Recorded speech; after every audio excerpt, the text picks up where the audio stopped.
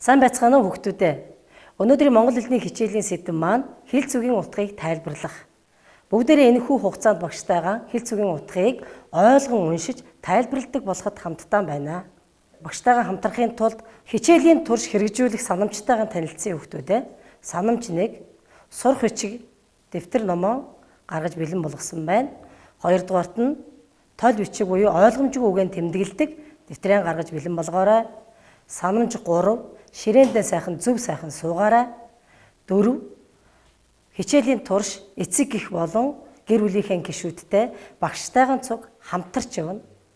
За дараа нь хамгийн сүүлд нь үзэг харандаагаа бас гаргаж бэлэн болгоорой. Хүүхдүүдээ өнөөдөр хэн байхыг хүсэж байна? Өнөөдрийн хичээлээр ойлгож уншдаг хүүхэд баймаар байна уу? Тайлбарлан яригч баймаар байна уу? Анхааралтай сонсогч баймаар байна уу? Санамжаа биелүүлэгч хүүхэд баймаар байна уу? Шинийг мэдхийг хүсэгч баймаар байна уу? Бүгдээрээ сонголтоо хийгээрэй. Амжилт төсөө хүүхдүүд. За бүгдээрээ дэлгэц рүү анхаарлаа хандуулъя. Дэлгэцэн дээр нэгэн үлгэрийн үйл явдлыг цуврал зургаар харуулсан байгаа хүүхдүүд. Тэгэхээр энэ ямар үлгэр юм бол? Энэ үлгэрийг ерөнхийд нь харахад та нар унсан үлгэр чинь мөн байна уу? Ямар үлгэр юм болоо? Үлгэрийн үйл явдлыг бүгдээрээ таамаглая. За 1-р зурган дээр хараарай. 1-р зурган дээр ямар хоёр шувуу нисэж яваа юм болоо? Энэ хоёр шувуу ямар газрыг зорж яваа юм бол? Энэ хоёр шувуу ямар орчинд нисэж явна? Хүүхдүүд. За 2-р зураг руу харъя. Зорж ирсэн газар маань ямар газар байсан бэ хүүхдүүд? Юун дээр суусан байна хоёр шувуу? Гэтэл том шувууных нь хажууд жижиг унаг гарч ирж байна. Унаг шувуу хоёр хоорондоо юу ярилцсан болоо? Энэ хоёрт ямар нэгэн үйл явдал тохиолдсон болов уу? Сүүлийн зурган дээр энэ хоёр шувуу эргээ зорьсон газараас буцаад явж байна. Та нарын санал нийлж байна уу? Энэ хоёр шувуу ямар хэрэг зориг бүтээчээд буцаад нисэж байгаа юм болоо? За хүүхдүүдээ 1-р зурган дээр байгаа, 2-р зурган дээр байгаа шувуудын орчинг харьцуулж хараарай. Эхний зурган дээр байгаа шувуудын орчин уултай, устай, үүлтэй, нартай, голтой устай газраар нисэж явна. Дараагийн 2-р зурган дээр хоёр шувуу маань ямар газар очиж суудсан байна? Орчин нь ямар байна? Ажиглаарай. За ингээд үйл явдлыг таамаглаж чадсан бол одоо бүгдээрээ анхааралтай сонсъё. Анхаарч сонсохын тулд бүгдээрээ багшийн түрүүний тавьсан ярилцсан зурган дээр таамаглан харьцуулж бодож яваарай. Мөн эхлээд яасан бэ? Дараа нь юу болов? Хамгийн сүүлд нь ямар үр дүнд хүрв гэдгийг бас таамаглалдаа харьцуулан бодож сонсоорой хүүхдүүдээ. Эрдэм сурсан нь Монгол ардын үлгэр. Эрт цагт элээ чогчог хоёр эрдэм ном дуу сурахаар алсын алсад явх болжээ. Нисэн ниссээр зорьсон газраа хүрч гин. Тэгээд ээр мэх талд нэгэн чулуун дээр сууж эрдэм сурч эхэлжээ. Гэтэл элээний нойр нь хүрээд унтаад өгчээ. Энэ хугацаанд чогчог уйггүй оролцсоор маш их зүйл сурч авчээ. Харин элээ гинт сэртэл ихээсээ төөрсөн нялх унганы янцгаах дуу сонсогдож гин. Элээ зөвхөн түүнийг л сурчээ. Ийхүү чогчог их зүйл сурч олон янзаар дуугарч байхад элээ зөвхөн унах шиг дуугардаг болсон юм гин. За хүүхдүүдээ. Төрөөнийхэн зурган дээр дэвшүүлсэн таамаглал чинь аль хэрэг сонирхолтой бөгөөд их нийцэж байна. Хүүхдүүдээ одоо бүгдээрээ ойлгож уншъя. Ойлгож уншихад нэг саад гардаг. Ямар саад байдаг лээ? Ойлгомжгүй үг таарлах. Ойлгомжгүй үгийг яаж тэмдэглэж, яаж таамаглаж, яаж тол бичгээс хардгийг өмнөх хичээлүүдээр үзсэн хүүхдүүд. Тэгэхээр ойлгож уншихын тулд тэмдэглэгийг дэлгэцнээс хараарай. Ийм байдлаар тэмдэглэгээ хийж болно. Харин харандаага хэрэглэхээ мартваа. Сурах бичгийн 128 дугаар хуудас. За эхлэе.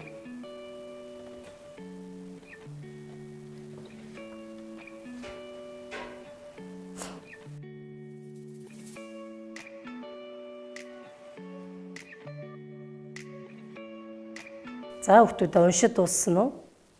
За ойлгомжгүй гэж тэмдэглэсэн үгээ бүгдээрээ өөрсдийнхөө таамаглалыг дэвшүүлье. Дэвшүүлэхийн тулд та бүгдийн бичсэн үгэн дотор эдгээр 4 үг байгаа болов уу гэж багш нь тооцоолож байна.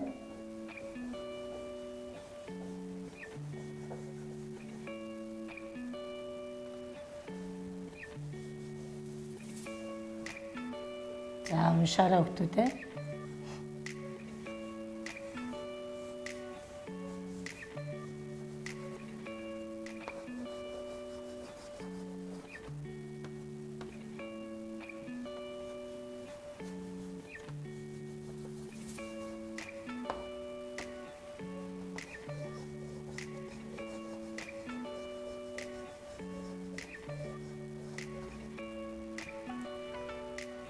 За эдгээр үгээс өөр үгийг тэмдэглэсэн бол гэр бүлийнхаа гишүүдээс утгыг нь бас асууж мэдэж авч болно хүүхдүүдээ.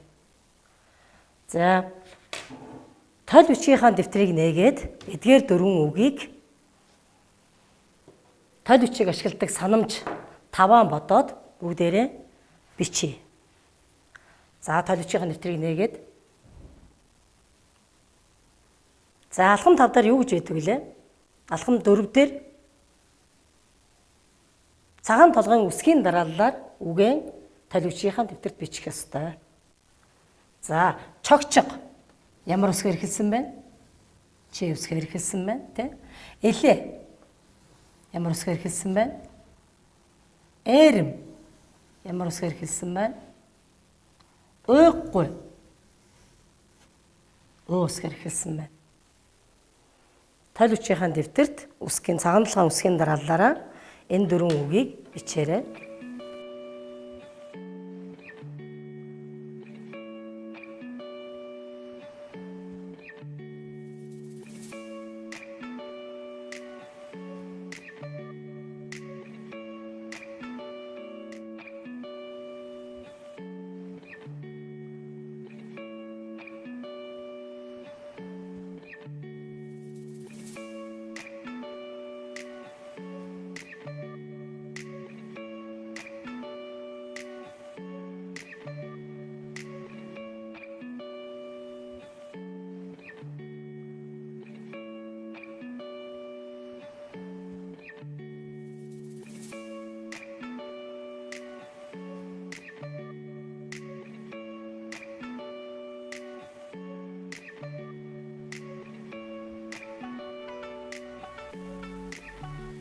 За тайлбар тол бичигтээ үгээ бичсэн бол одоо үгийнхаа тайлбарыг бичье.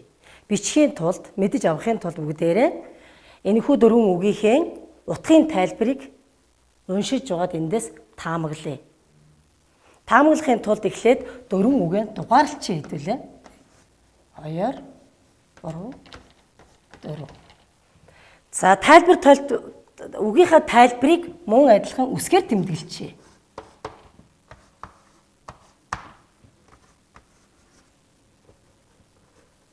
За ингээд хамтдаа уншия бүгдээрээ.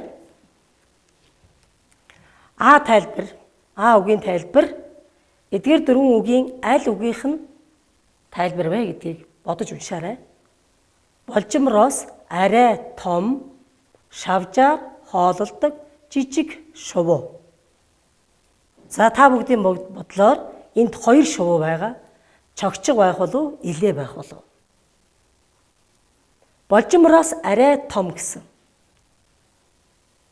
За бодоод бүгдээрээ дэвтэртээ бас тэмдэглэгээ хийж болно. Хийхгүй бол бас дотроо тооцоолж бодоорой хүүхдүүд. За Б тайлбар. Зах хязгааргүй уудам талыг ямар тал гэдэг юм бэ? Ямар газар гэдэг хүүхдүүд. 1 2 3 4-ийн аль нь байх вэ хүүхдүүд? Бодоорой. Таамаглаарай. За В үгийн тайлбар. Цөхрөлтгүй чармайх. Яахыг ингэж хэлдэг юм болоо? Таамаглаарай.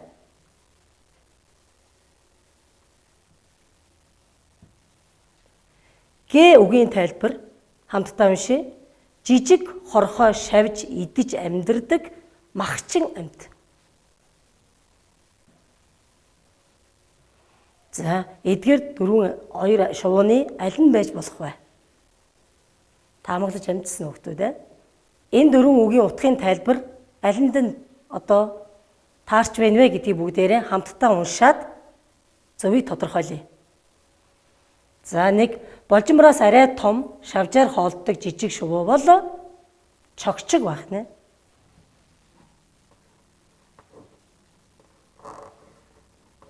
Өөрөлдвөл 1 жижиг хорхоо шавж идэж амьдардаг махчин амьтан шувуу бол илээ байх нэ хүүхдүүд. За, зах хязгааргүй уудам талыг ямар газар гэдгийг хүүхдүүд? Ээрэм тал буюу 3 байсан байна. Цөхрөлтгүй чармайх гэдэг яахыг хэлж байгаа юм? Уйггүй оролдох гэсэн үг.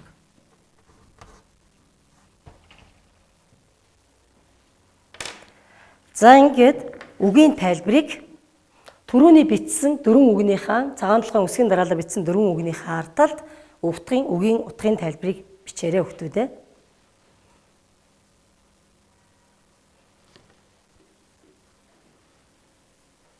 Түрүүний уншсан үлгэрийнхаа үйл явдлыг эргээд нэг саная. Үлгэрт маань ямар 2 шувууны гарсан бэлээ? Чогчиг.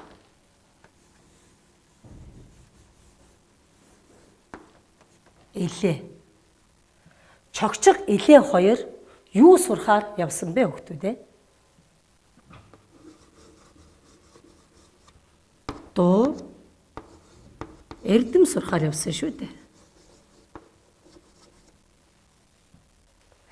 Дуу эрдэм сурахаар ямар газрыг зорин явсан бэлээ? Хаана очисон бэлээ? Ээрэм талд очисон.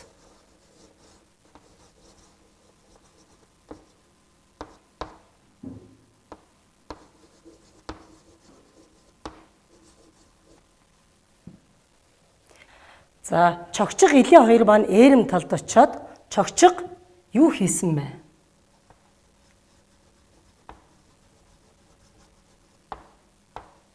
Уйггүй их оролдож их хэмээх сурсан.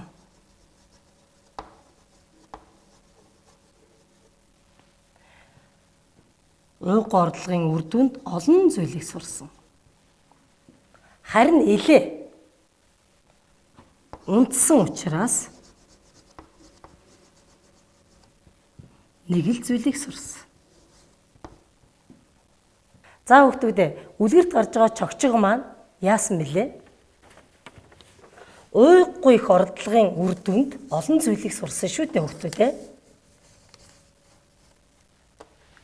Гэтэл илээ маань яасан бэлээ? Унтаад өгсөн.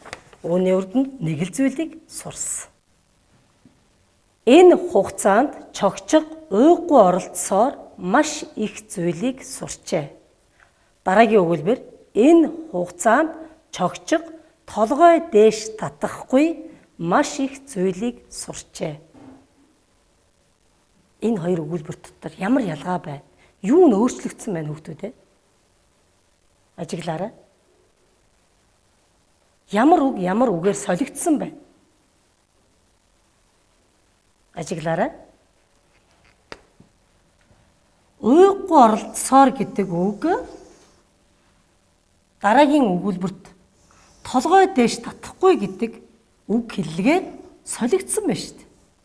Гэтэл илээний нойр нь хүрээд унтаад өгчээ. Давсанд явжээ. Энэ 2 өгүүлбэрт ямар үг өөрчлөгдсөн байна? Нэгдүгээр өгүүлбэрт байсан, эхний өгүүлбэрт байсан унтаад өгжээ гэдэг үг маань дараагийн өгүүлбэрт давсанд явжээ гэдэг үгээр гэдэг хэлгээр солигдсон байна хүмүүстээ. Өөрчлөгдсөн байна тийм ээ.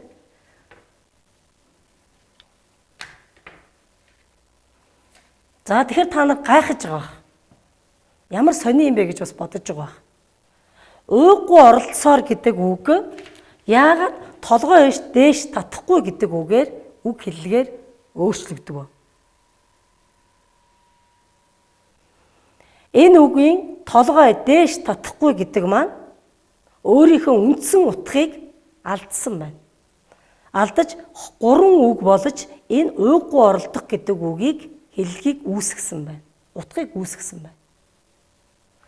Дараагийн өгүүлбэрт давсанд явжээ гэдэг 2 үг үгийнхаа утгыг алдаж унтах гэдэг үгийн утгыг илэрхийлсэн байна. Тэгэхээр хүүхдүүдээ энэ юу гэдэг юм бэ? Юу гэж нэрлэдэг юм?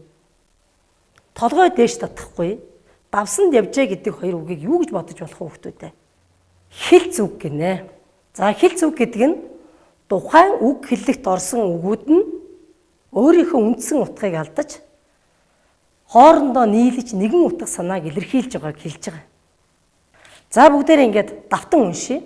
Давтан унших явцдаа өнөөдрийн үздсэн хэлц үгийн утгын тайлбарыг ажиглаж анхааралтай бас сонсоорой. Эрт цагт илээ чогчиг 2 эрдэм ном дуу сурахаар алсын алсад явгуулжээ. Нисэн нисээр зорьсон газараа хүрч гин. Хүүхдүүдээ номон дээрээ заагаад цуг уншина. Тэгээд зах хязгааргүй их талд нэгэн чулуун дээр сууж эрдэм сурч эхэлжээ. Гэтэл илээний нойр нь хүрээд унтаад өгчээ. Өөрөөр хэлбэл хэлцээр илэрхийлэх юм бол давсанд явжээ. Энэ хугацаанд чогчиг уйггүй оролцсоор хэлцээр илэрхийлэх юм бол толгой дээш татахгүй маш их зүйлийг сурчээ. Харин элээ гинт сэртэл ихээсээ төрсөн нялх унганы янцгаах дуу сонсогдож гин элээ зөвхөн түүнийг л сурчээ. Ийхүү чогчиг их зүйл сурч олон янзаар дуугарч байхад элээ зөвхөн унах шиг дуугардаг болсон гэн. Хүүхдүүдээ элээ ер нь яаж унтсан болоо? Та нарын бодлоор тэгвэл унтах гэдэг үгийг өөр ямар хэлц үгээр илэрхийлсэнийг бүгдээрээ дэлгэснээс хараарай.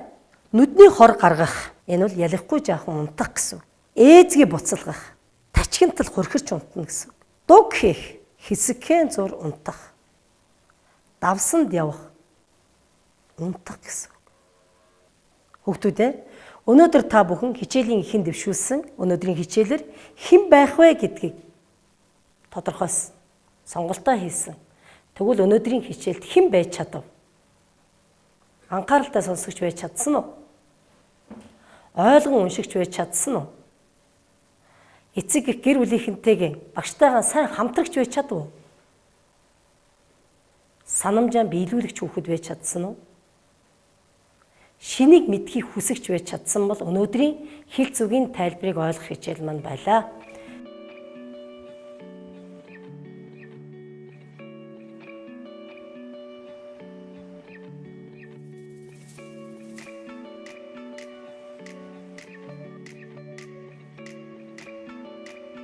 Элээ яаж унтсан тухай бас гэр бүлийнхэнтэйгээ ярилцаарай. Анхаарал тавьсанд баярлалаа.